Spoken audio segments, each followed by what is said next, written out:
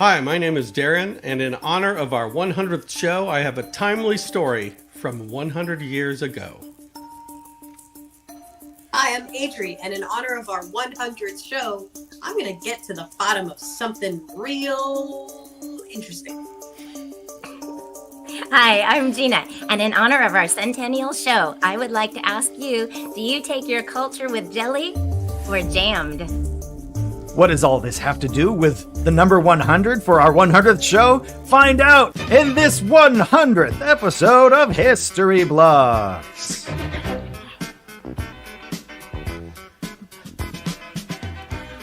Hello and welcome to the 100th episode of History Bluffs, if I didn't mention it already. It's where truth is stranger than fiction. And now I want to welcome the host of our 100th show. It's Chris. Hello, everyone. Welcome. Happy 100th episode of History Bluffs to all of you. There we go. 100 shows. We did it. We did it. We did it indeed. And I hear from our crack research staff that I have surpassed 100 bad puns probably around episode 14. So I feel like I could celebrate the 100 thing with all of you as well. So welcome to our 100th episode. Let's give it up for Adam, our tech extraordinaire. Adam, how are you, my friend? Oh, hey, thank you. I'm great. Feeling fresh. It's like it's our first show again. It's like it's our first show all over again, indeed. Let's welcome our three armchair historians right here. Let's get them out here. Darren, Adrian, Gina, all of you come on out, please. There we are. How's everybody doing? Darren, let's see. So it's our 100th show. A football field is 100 yards long. You travel quite a bit, and you've been on cruise ships. What's the most interesting thing you've seen from about 100 yards away on a cruise ship? I think on the last one, I saw a lady who clearly has been sunbathing for 100 years. Oh, no. Okay. All right. Yeah. You know what I'm talking about. I do indeed know what you're talking about, and I wish much aloe to her. Let's see, Adri, how are you, my friend? I'm great. How are you? I'm doing well, thank you. We are in Florida, and one of the sad milestones of each summer are the days where we hit 100 degrees. And Adri is drinking hot tea. Adri is drinking hot tea. It's not 100 degrees today, though. But Adri, think about one of those days where it was 100 degrees here in Central Florida. What's something that you typically do on a day when it's 100 degrees? Definitely take 3 showers. 3 showers. Mm-hmm. Yeah. I always have water with me, and a lot of times when I get really hot, I'll dip my finger in the water and I'll Simba myself, and then I'll stand in front of the AC so that the cold air hits me. All right. Those are my summer days. Okay, Please tell me you sing too. Yeah. Circle. You hold yourself up, yeah. You verbed Simba. Away. And Gina, 100 years is a milestone marker in throughout history very often. So Gina, if you were around 100 years ago, what do you think you would be doing as kind of your primary hobby? 1924. All right. Yes. I would be hiring as many people as I could to teach me how to dance. I can't dance now. Probably can't dance that stuff from then, but I would want to know. Oh, they danced back then. They Gina, did. They danced a lot Lindy. back then. They sure like did. any Lindy. I can't do a Lindy, much less. Yeah, and forget about a double or triple, Lindy. Yeah, exactly. All right. Well, all right. So we are here. We are starting our 100th episode. And as we have done for 99 times before, there we go. The fireworks again. Yeah. Thank you, Adam. As we've done 99 times before, we are going to have each of our three historians tell us a story inspired by the word of the week. In this week's show, it is the number 100, or the word 100, or the word centennial, whatever they decided to do with it. Annual. Adam, let's throw up the placard with the rules of the show, shall we? Well, let's do it. This is a game show after all, Chris, and every game show has rules, and here's the rules. If you're only listening with audio, Chris is going to tell them. I am indeed. So, the historian rules. Historians are inspired by the topic. In tonight's episode, the topic is the number 100. True stories. There's going to be 2 of our historians telling true stories, and one of them will be bluffing. So the true stories are factual stories. Yeah. Indeed. The true stories are factual stories. The bluff story, however, is going to be a fictional story. Now, the bluff story may have some facts peppered throughout the story. It might have real people in the story. It might take place in real places, but the premise of the story is going to be a bluff. And we ask for the audience to not help by doing any online research or throwing into the comments section anything that might debunk one of our 3 stories until after the 3rd round is complete, at which time we will all have an opportunity to make a guess as to who we believe is the bluff, and then the bluff will be revealed. Because I don't even know myself. Only Adam, the tech, knows who the bluff is, and of course, the bluff knows who they are. That's true. Yes, is true. Indeed. So, with that in mind, we're going to have 3 rounds of stories told by all 3 historians, and each round will get successively shorter. We'll start with 75 seconds in the first round. The second round will be 60 seconds, and the 3rd round will be 45 seconds, where they will wrap up their story, and we'll have some discussion throughout in the middle of all of those rounds. So, and how are we going to track those rounds, Chris? We are going to track those 3 rounds for all 3 historians with what we call the Round Tracker 9000. Here it comes, right above my head. There it is. All right. So, as you can see on the screen, for those of you listening on the podcast, above my head, there are 3 sections of 3 dots each, designated first round, second round, third round. As we go through each round, one of those dots will be filled in for each historian. And at the end, all 9 of those dots will be filled in, and we'll know we're at the time of the show where we have to make our guess to see who is tonight's history bluff. So, yes. Without any further ado, Adam, let's get right to round number 1. Here we go. All right, so round number 1, of course, is 75 seconds for each historian. And Darren, we're going to start with you. We're going to go Darren, Adrian, and Gina. So Darren, you're up first.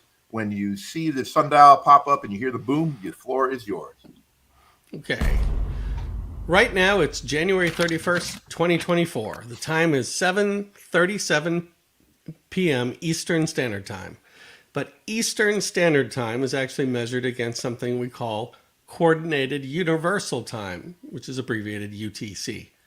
But 100 years ago, there was no such thing as UTC. Everybody was talking about GMT, or Greenwich Mean Time. And it's named after an observatory in England in a town called Greenwich. So why do we care about UTC and GMT?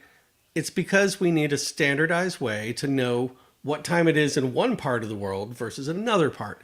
So for example, the Eastern time zone where we are is GMT -5. So we can quickly figure out that it's 5 hours later in London because the time zone is GMT 0. Or it's 6 hours later in Paris because the time zone is GMT +1. So conceptually, that's really simple, but how do we know that, for instance, Big Ben and the Notre Dame Cathedral and Times Square all have synchronized their clocks? Today we use nuclear clocks or the internet or GPS, but 100 years ago, it wasn't that simple. And so the British invented a way to do it, probably to ensure that they could drink tea at exactly 4 p.m. All right. Well, speaking of tea, Adri was drinking tea as you were speaking, Darren. So, Adri, what did you think of Darren's opening round story there, my friend? I'm skeptical. He ended with tea after seeing me drink tea. It could have been anything. If I had lifted up a football, they would have been like, well, how do we know we can play football at 4 o'clock? Well, they know what time to play the football match, yeah. Okay. All right. A little skepticism never hurt anyone. Gina, what did you think of Darren's story? I caught him in his first lie, and so I am calling bluff already without having heard his story. Okay, I would like to point out to the studio audience that he said that Eastern Standard Time is what we use today, the GMT thing, but then he said that Coordinated Universal Time was UTC, and you know that should be CUT. Cut. and he said UTC. And so I don't know if he's stupid or if the historians are, but either way. Wow. Could be. Definitely not All, history buffs. yeah, all I I'm gotta just say is check the internet on it after the show. It's got to be true. It's on the internet. It's got to be true. Right. Not during the so- show, though. We don't do that during the show. That's right. We do No, not do that Never. during the show. Well, for those of you watching who are not familiar with Gina, or those of you listening to the podcast, we're in for a treat because apparently we have combative Gina on the show tonight. And I've known Gina for 20 years. She's fun. Combative Gina is fun. So That's the best, Gina. we are going to move forward to the second historian in round number one. Adri, you're going to come out to the main portion of the screen. Here you go. And when you see the sundial and you hear the boom, the floor is yours. Fantastic. All right, today I will be telling you the remarkable story of Chris Lemon's 100th career deep sea dive for this project and his survival at the depths of the ocean floor of the North Sea. Now, to set the scene, one of the most dangerous jobs in the world is being a deep sea diver, especially in the North Sea.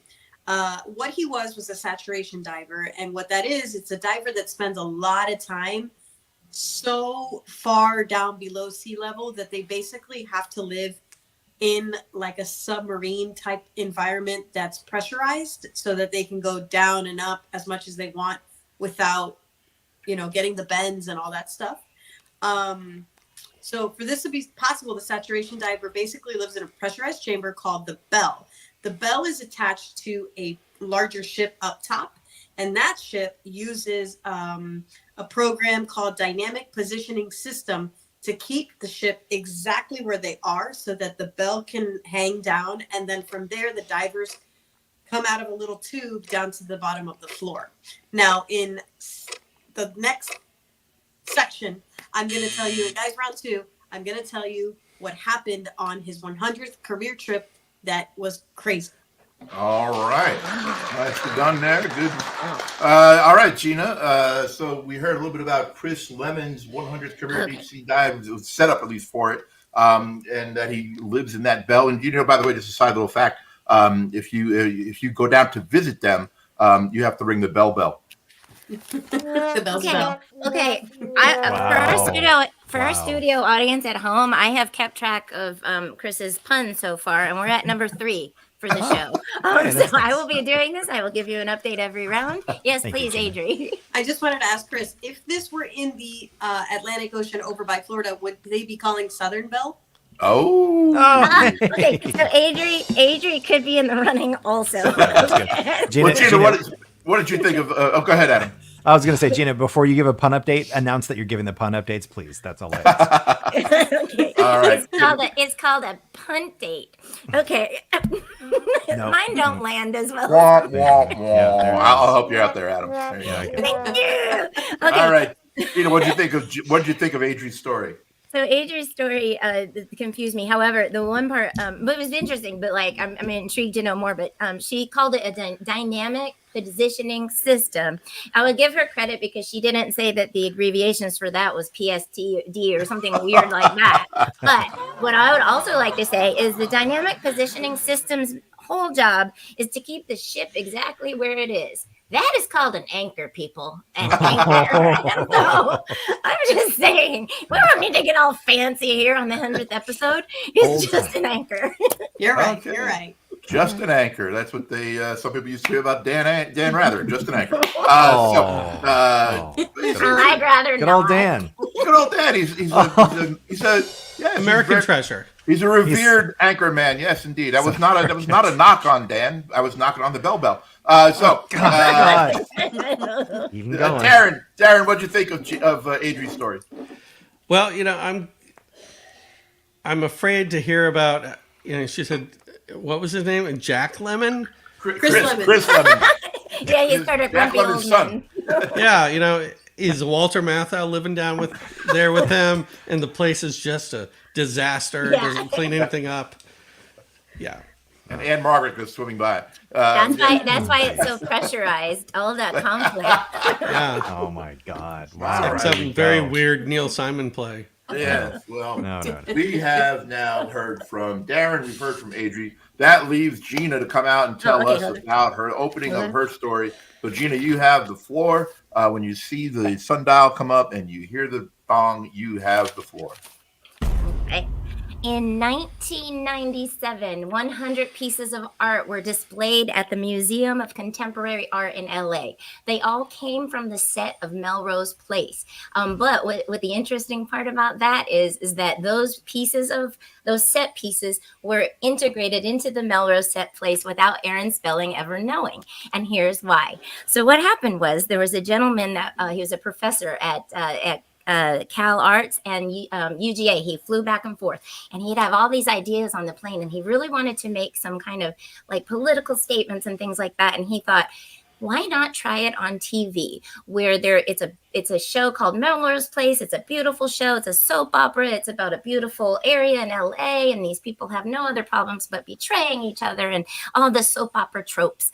And so what he did was he got together and he formed what's called the Gala Committee, which stands for Georgia, LA, and he formed 100 people. He got 100 people to start creating art that they would actually that they wanted to put on Melrose Place. So what did they do? They picked up the phone and they called the Melrose Place prop designer to convince her to have their art go on the set. And I'll give you a little more information in the next round why some of the art was controversial and how it all went down.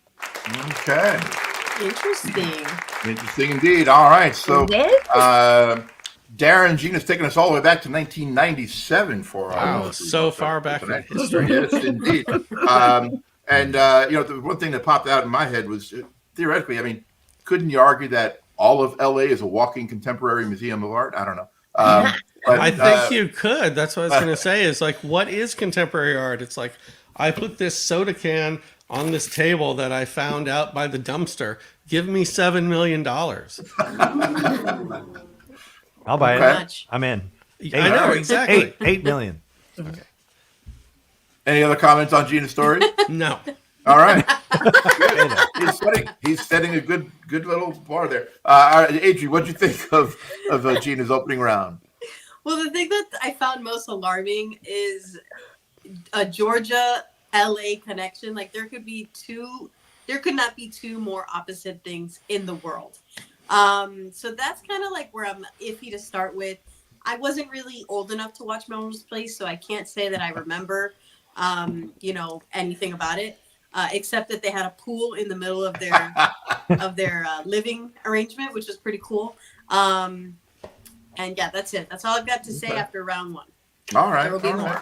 Yep. Well, if they went the other way, if they listed L.A. first, it was L.A. Georgia. It would have been Laga. Yeah. Or Laga. Laga. At least they got their Yeah. abbreviations correct. Yes, indeed. So if you look above my head, you can see that the Round Tracker 9000 has all three dots in the first round completely filled in. So that means one thing, Adam. That means we're going to round number 2. All right. Here we are. We're at round 2. Welcome back from that very quick commercial break. Yeah. Of what show? Melrose. The 100th episode of History Bluffs. There it is. We did it. Round 1 of our 100th show is over. That's right. All right. So now we are into round number 2. And as I mentioned at the top of the show, we have moved to round 2. So that means that the amount of time that each of our historians get is squeezed down 15 seconds. So they go from 75 seconds to 60 seconds in this round. So, Darren, we're going to come back to you. You now have 60 seconds to move forward with your round 2 of your story, and the floor is yours. So if we go back another 30 years to 1895, a promising young Italian by the name of Guglielmo Marconi invented something he called the wireless telegraph. He got a patent on the device, and soon you didn't need wires to send a Morse code message. And by 1922, it was possible to transmit voice as well as Morse code, and the British Broadcasting Corporation was founded.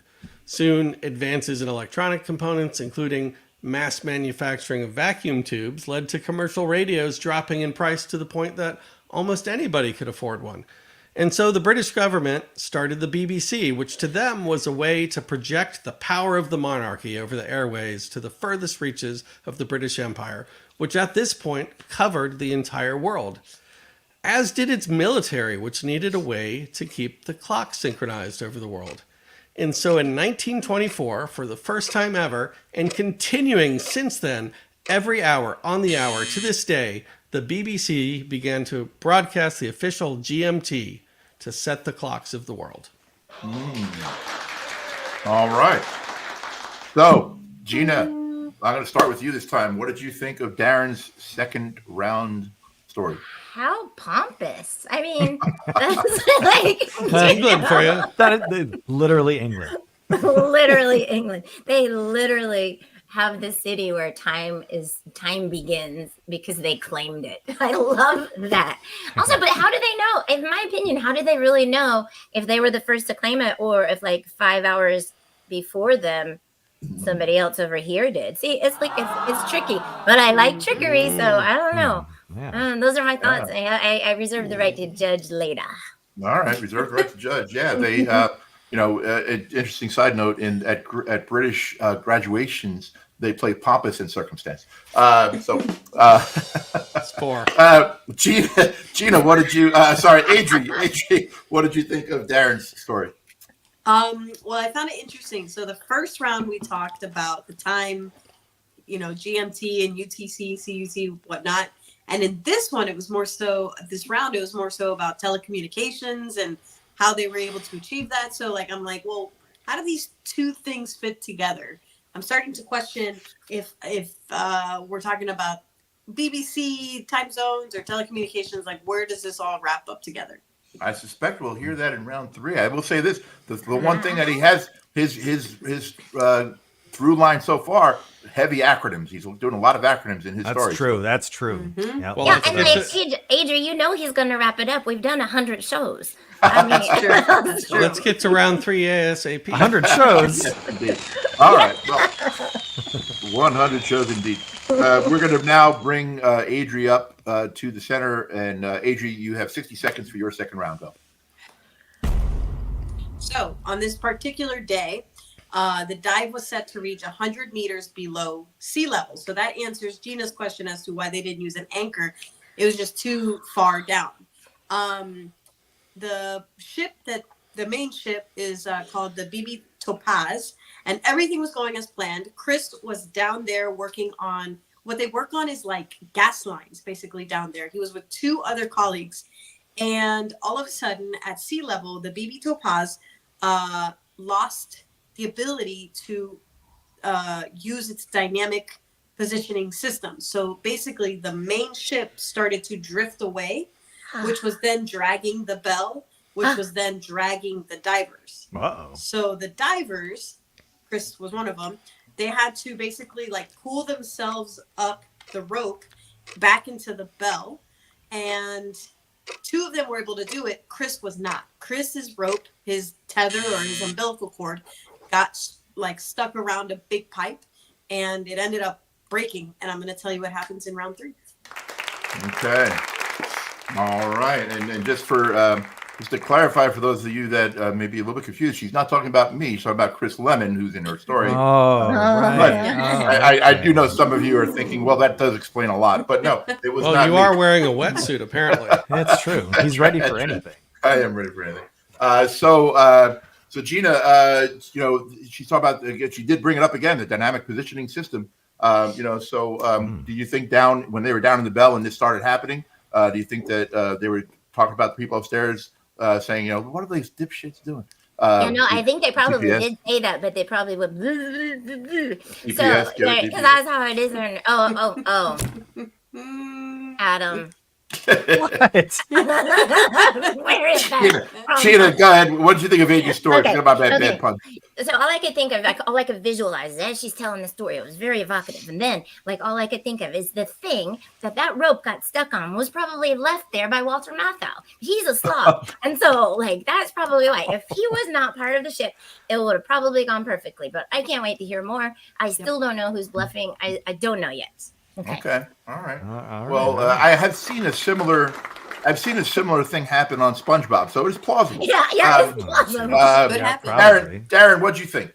Well, speaking of Walter Matthau, this is starting to look like every Hollywood movie ever, like True Lies or any Star Wars movie. Like, the next thing you're going to tell me is if only he could reach the button that's just right there, just out of his reach. 5, 4, 3, 2. Yeah.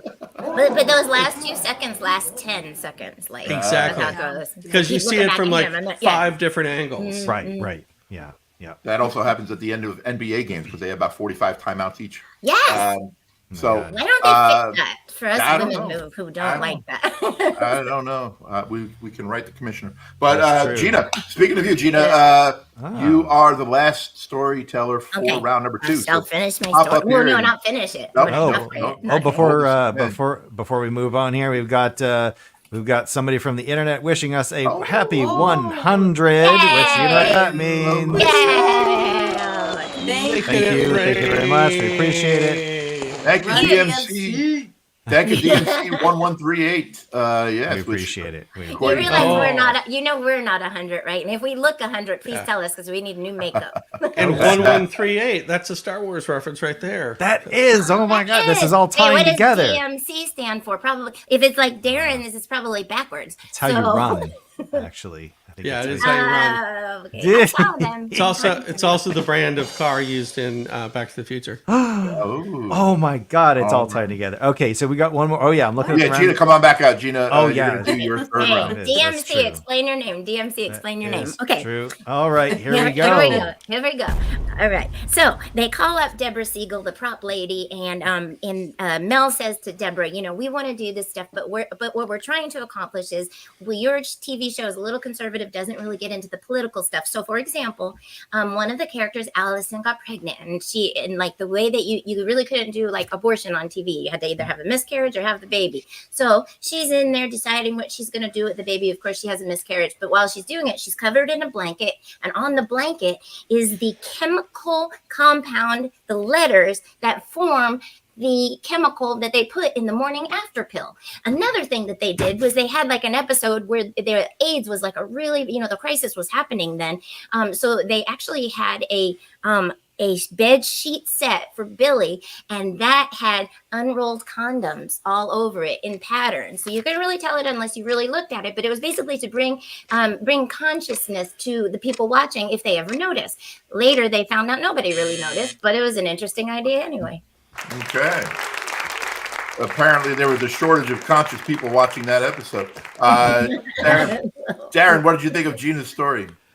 Well, I don't want to get into politics of pro-life and pro-choice, and I don't want to divide our audience, but I think one thing we can all come together as a country is nobody wants to see an actual abortion on TV. That's why I think they don't do it. I would never want to watch that. No, that would be terrible. It is controversial, and I feel like you do you, but that was a subtle way to kind of honor both sides. You know what I mean? I thought that was interesting. Wow. Okay. Adrian, what'd you think? Well, the one thing that caught my mind was you mentioned that there was a on the like blanket there was the chemical compound of what was it? Is the morning after pill, which wasn't even in America yet. It was only in France, but still clever. Probably the letters DMC on it. I don't know. DMZ, yeah. Don't miscarry children. Darren, let's see. So we're going to come back to, we have heard now from all three historians in round number 2. And I know that because above my head, the Round Tracker 9000 is completely filled in for round number 2. So, sure is, Chris. Adam, let's take us to round number 3. Here we go. Here we are, back again with round number 3. But before we go any further, we're going to now go to Gina for the pun update. Oh, yes. Chris is up to 6 of them, and Adri has 1. Yes. I have -1 because I'm pretty sure mine didn't land. Okay. All right. Thank you, Gina, for the pun update. You're welcome. And Darren?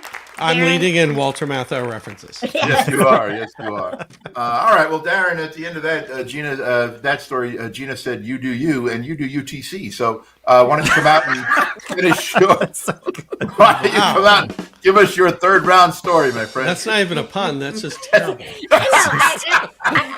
I should, yeah, it's a question mark right here. That's Oh. just terrible. All right, Darren, the floor is yours. Okay, so starting on February 5th, 1924, almost 100 years ago from today, every hour on the hour, the BBC broadcasts 6 short sounds known to Brits everywhere as the pips, and known officially as the Greenwich time signal. The pips started out locally, but eventually, with the advent of shortwave radio, the pips began to be broadcast all over the world.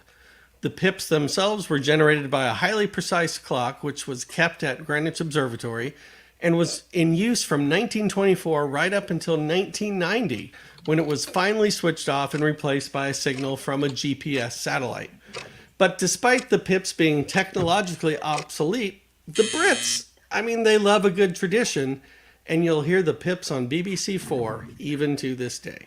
Still to this day. All Every right. hour on the hour. Every hour on the hour. So, Adri, we're going to have you give a comment and say, but I do have one other thing that Darren didn't have time for in his story, and that is in the evening when they do this, the Brits just look at each other and they say, "I'm glad it's night," and the pips. Oh my God. Okay. Is that Gladys Knight a Gladys Knight reference? Yes, it is. Yeah, That's better than a Walter Matthau reference, but still. it's more timely. Adri, what did you think of Darren's story? Is it? Well, Is it? No, it's not. Not even a little bit.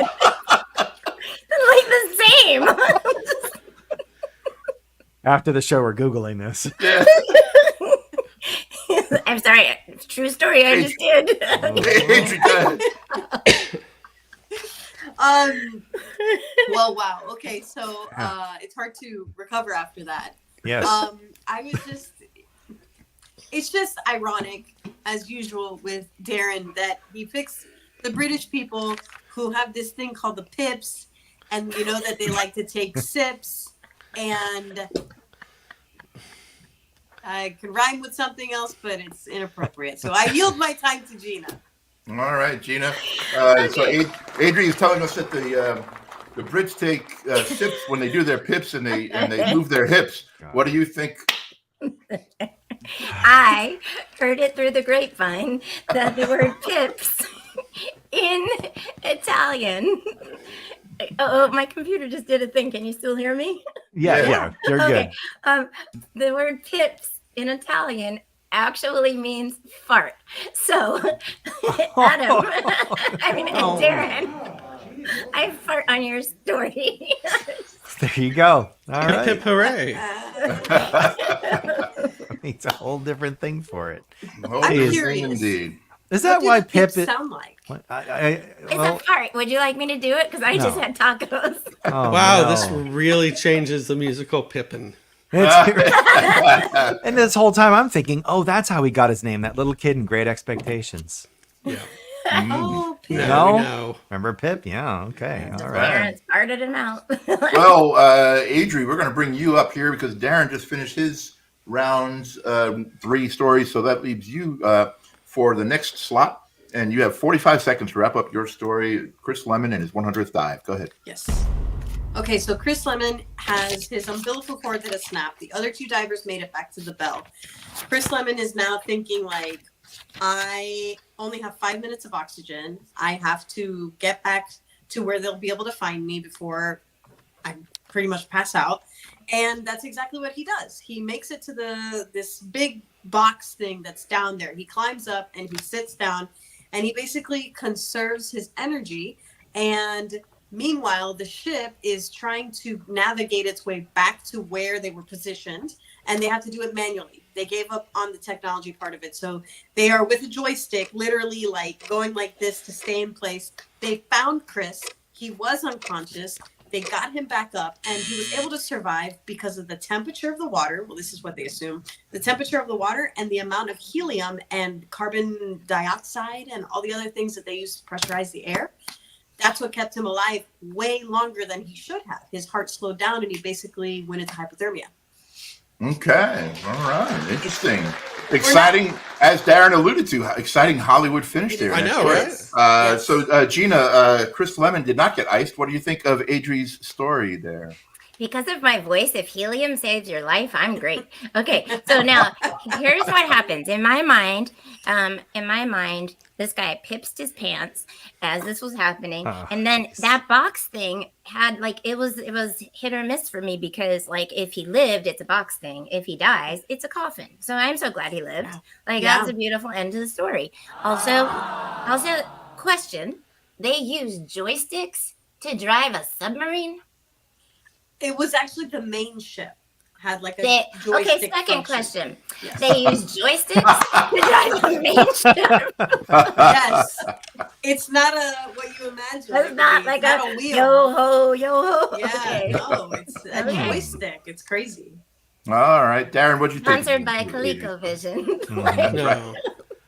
Well, she didn't go into the details, but I'm going to assume that to get into this box thing, there was an inconveniently placed button that was hard to reach of some sort, like, or with a cover that was hard to open. It's the devil's in the details here. Yeah.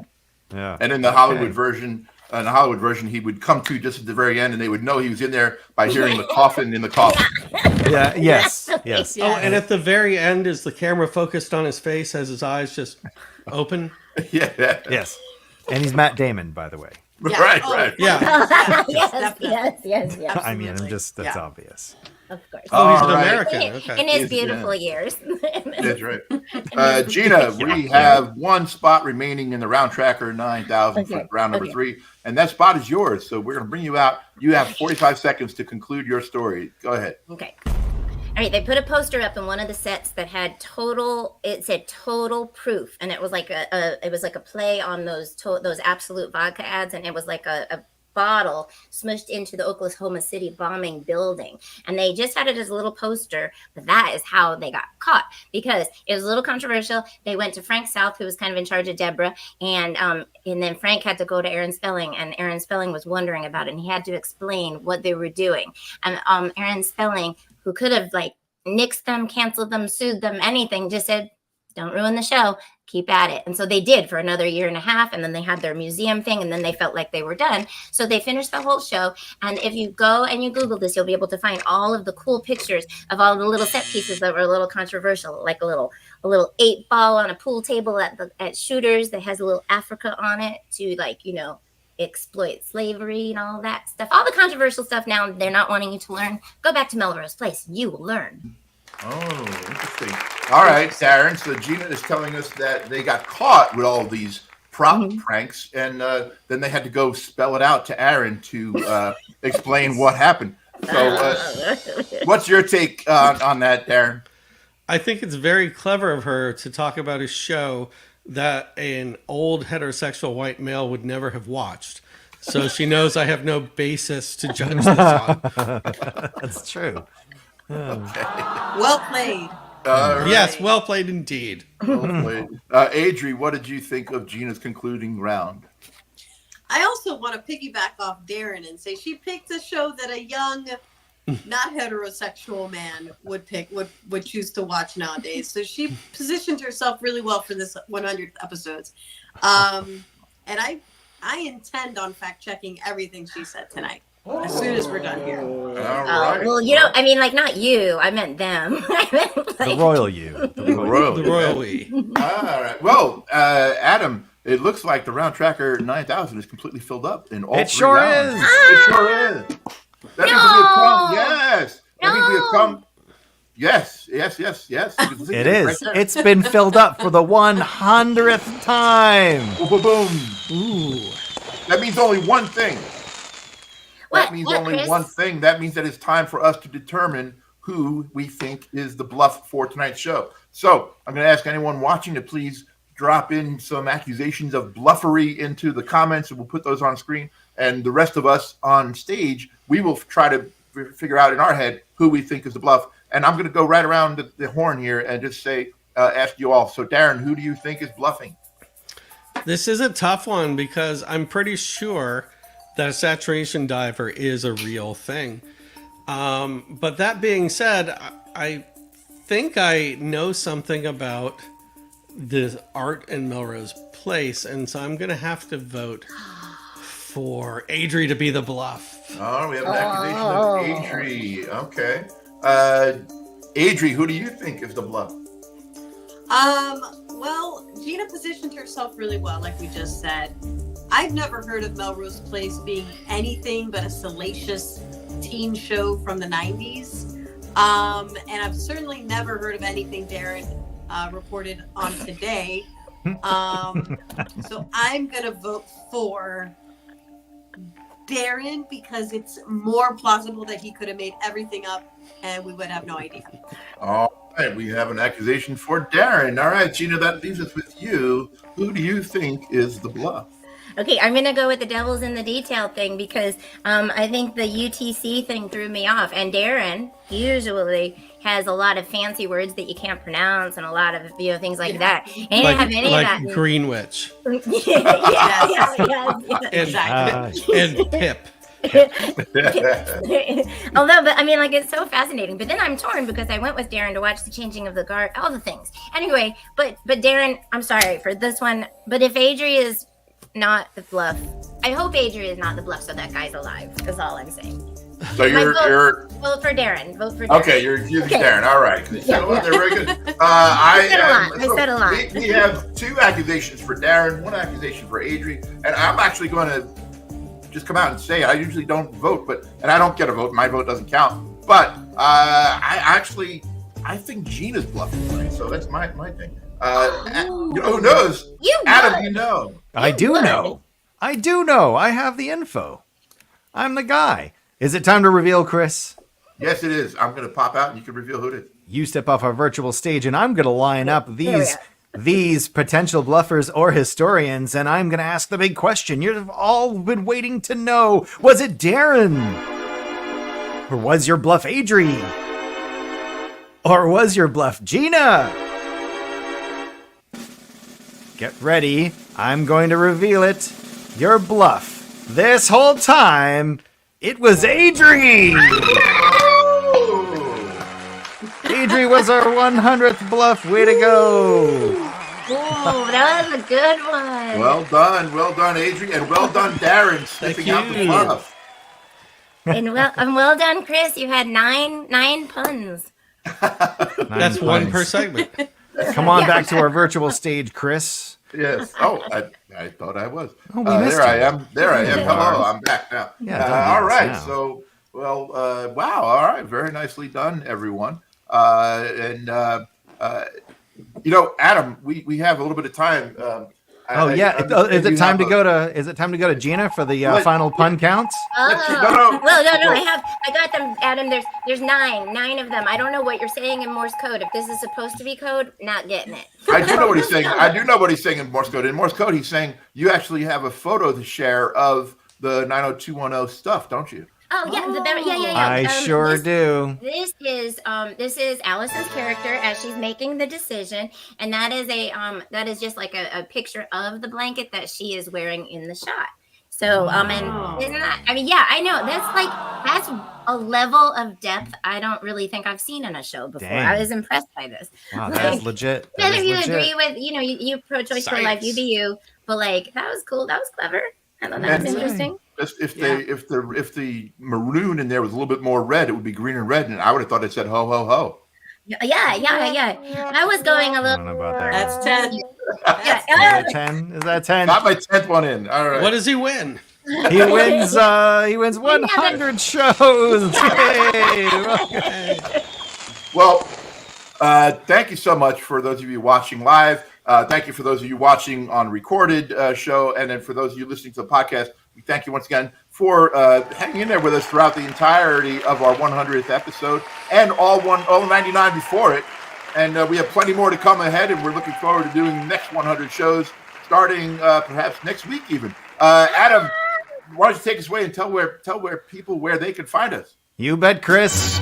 History Bluffs is where you watch your streams like Twitch and YouTube and Facebook. You can get us everywhere you hear your podcasts. We'll see you next time. Have graced the airwaves since 1924. You can include this lot and wish them happy birthday at the same time.